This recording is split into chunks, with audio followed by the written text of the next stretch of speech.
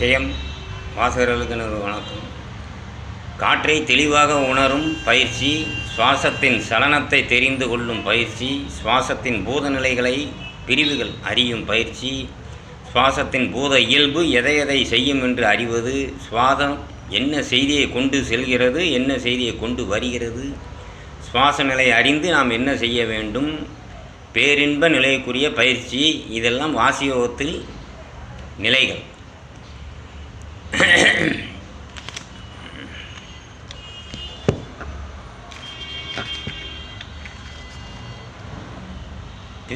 காற்று மூக்கின் வழியாக செல்லும் பொழுது பிரிதிவி என்றால் தண்டை சார்ந்து வரும், தேய்வு என்றால் மூக்கின் மேல் பகுதி தொட்டு வரும், அப்பு என்றால் கீழ் மூக்கை தொட்டு வரும், வாயு என்றால் மூக்கின் ஓரம் தொட்டு வரும், ஆகாயம் என்றால் எதையும் தொடாமல் வரும். இப்படி வாசியோகத்தில் இருந்து வந்தால் நம் உடலில் பல மாற்றங்கள் ஏற்படும். வியர்வை மணக்கும், உடல் லேசாகும், மனம் ஏகாந்தமாக இருக்கும்.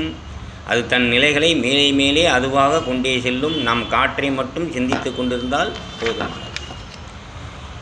இந்த குண்டலினி சக்தி என்று எல்லோரும் சொல்லி கொண்டிருக்கிறார்கள். இந்த குண்டலினி சக்தி என்றால் என்ன என்று முதலில் தெரிந்து கொள்ளுங்கள். குண்டலினி சக்தி தேகத்தில் இல்லை. முதுகு தண்டிலிருந்து மேலே போகுது, மண்டையில் போகுதுங்கிறதெல்லாம் சும்மா, அதெல்லாம் பொய். சுழுமுனை சுவாசம் நம் தேகத்தில், நம் நாடியில் அடைத்து வைத்துவிட்ட அந்த சுவாசத்தை நாம் மேலே செலுத்த வேண்டும்.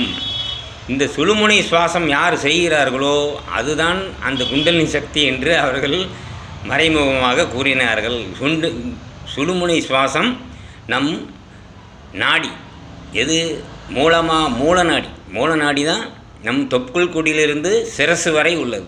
அந்த நாடியை திறந்து அதில் வழியாக சுவாசம் செய்கிறவர்களுக்கு தான் அந்த குண்டலினி சக்தி மேலே ஏறுகிறது என்று கூறுகிறார்கள். இந்த சுவாசத்தை யார் ஒருவர் உட்சுவாசமாக செய்கிறார்களோ அவர்கள்தான் சிவபெருமான். சக்தி மேலே ஏறுவது நமது தேகத்தில் என்று, அது சூட்சும தேகத்தில் உள்ளது. அது வெளிப்படையும் போது உங்கள் உடலில் அந்தந்த இடத்தில் உணர்வுகள் தோன்றி மறையும். இப்படி உணர்வுகள் கூட நம் சூட்சும தேகம் நன்கு வளரும். தெர்மோமீட்டர் மாதிரி சூட்சும தேகம் அது எங்கெங்கே போகுது, என்னென்ன செய்யுதுங்கிறது உங்கள் உடம்பில் காமிக்குமே ஒழிய உடம்பில் அது இல்லை. முதல்ல அது தெரிஞ்சுக்கணும். எல்லாம் உடம்புல இருக்குன்னு சொல்லி உங்களை எல்லாம் ஏமாற்றிட்டு இருக்காங்க. உடம்பில் எதுவுமே கிடையாது. சூட்சும தேகத்தில் தான் அனைத்தும் உள்ளது. சூட்சும தேகம் வெளிப்படிந்து அதுவாக பேசும், நடக்கும், நம்மை விட்டு விலகி நிற்கும், பல சித்துக்கள் புரியும், நமது சிந்தனையை அங்கு சென்று கூறும், அவர்கள் சிந்தனையை நமக்கு அறிவிக்கும். இப்படி பல நிலைகளை நாம் அனுபவிக்கலாம், ஆனந்தம் கோடி பெறலாம். இந்த சூட்சும தேகத்துக்கு உணவு காற்றும் அமுதமும். எந்த காற்று? வாசிய காற்று. உள்ளே செல்லும் காற்று தான் அதற்கு உணவு, அமுதமும். இந்த அமுதத்தை அண்ணாக்கின் கூட சுரக்கும். இதை ஆனந்தமாக சூட்சும தேகம் அருந்து கொண்டு இருக்கும். சிவன் கோயில் நீங்கள் பார்த்திருப்பீர்கள், சிவலிங்கத்தின் மேல் நீர் சொட்டு சொட்டாக விழுவதை. இந்த தாற்பயம் தான் அது. இதுதான் சாகா கலை, சாகா கல்வி, சாகா நிலை. இப்படித்தான் சித்தர்களும் முக்தர்களும் சாகாமல் இந்த ஒளி தேகத்தில் சுற்றுகிறார்கள். இக்கணம் நினைத்தால் அக்கணமே வருவார்கள்.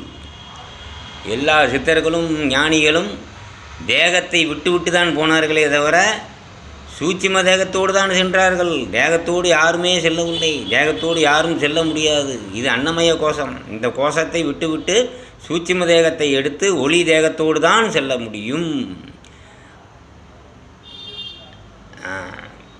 உங்கள் வாழ்க்கையை நீங்கள் வெற்றியாக்க வேண்டும். இதையெல்லாம் நீங்கள் அறிந்து கொள்ளுங்கள். அறிந்து கொண்டு நீங்கள் வாழ்க்கையை வெற்றியாக்குங்கள். ஊதுகுழலிலிருந்து வர்ற ஓசை குழலுக்கு சொந்தமானதா? இல்லை. அது குழலிலிருந்து வந்த ஓசையா? அதுவும் இல்லை. அந்த ஓசை நிலையானதா? அதுவும் இல்லை. ஓசை எங்கே சென்றது? வந்த ஓசை அதுவும் எங்கே போய்விட்டது. ஓசை எங்கிருந்து வந்தது? இதற்கு என்ன விடையோ அப்படியே மனிதர்களுக்குள் வரும் ஞானமும் ஆனந்தமும் அடையும் பேரானந்தமும் விடையும் ஒன்றே. இதை நன்றாக சிந்தித்து செயல்படுங்கள். சிவார்ப்பணம்.